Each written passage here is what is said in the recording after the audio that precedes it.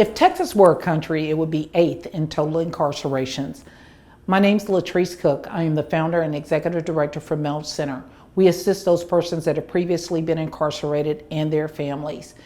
Many formerly incarcerated face a multitude of issues such as homelessness, lack of food, lack of job opportunities, and a world that views them much differently. I personally have had the opportunity to work with people that have been incarcerated, such as Shelley Carruthers. Shelley had many struggles. We were able to get Shelley a job with one of our partner agencies, and he did really well during his time there. And we provided him a resource of wraparound services for him to continue to be successful.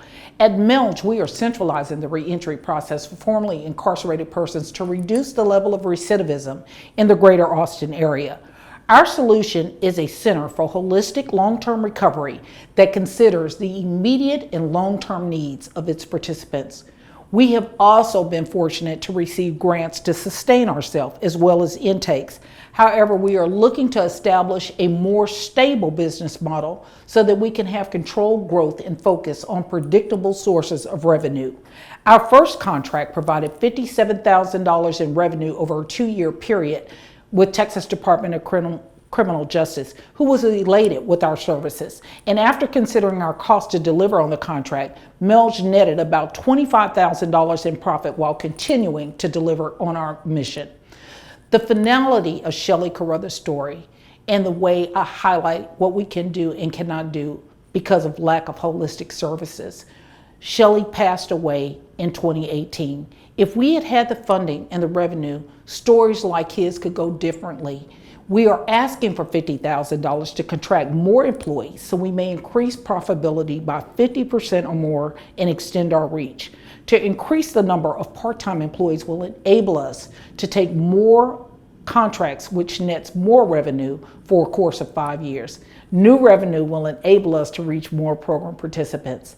The new revenue will enable us to reach more as we need to help more people in the greater Austin community.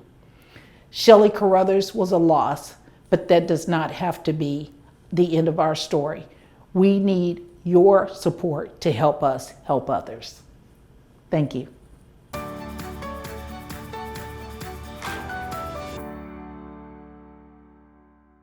I've got a question, Patrice.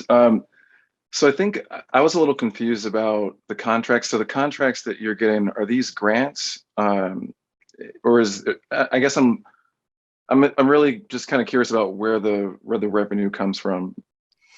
So thank you for that. As I was watching the video, I'm always just shocked at what we look like on camera.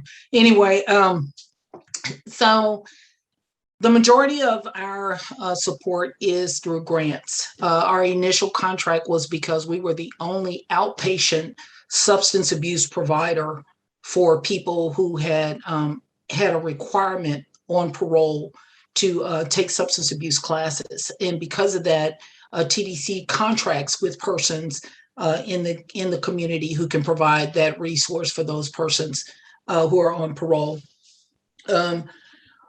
Because a person has been in prison, I'm just going to kind of extend a little bit to give you all a little bit more background. When a person has gone to prison and they come out, many of them don't have a lot of resources. They're returning to a family that might already be financially stretched or a marginalized community member. And so the majority of the services that we provide them at no cost.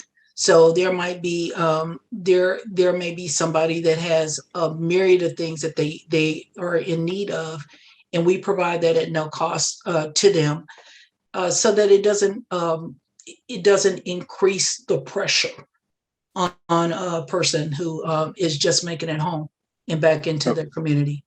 Okay, I've got a follow-up question real quick. So, and what do you have any metrics on reduced recidivism rate? So, though in real time, those numbers are not real accurate, because there's not anything that, even with all the different entities that provide data, there's not a lot of data on in real time about how many people really don't go back. The way we're able to keep control of how many program participants and whether they go back into the system, which tells us that we are definitely reducing the recidivism rate is by keeping a consistent contact with our participants after they reach our door. We do that on a consistent and a regular basis. It's kind of like what people would say as alumni, but they're not alumni. They are participants of ours that we keep track of the entire time once they come inside our doors. We don't lose contact with our program participants like many other people. It's like once you've done what you're supposed to do for them, you let them move on. But that's not the way we operate at MELJ. Once a person has come through our doors and has had this ill, we stay in consistent and constant contact with them because that's important for their continued success. So, Okay, thanks.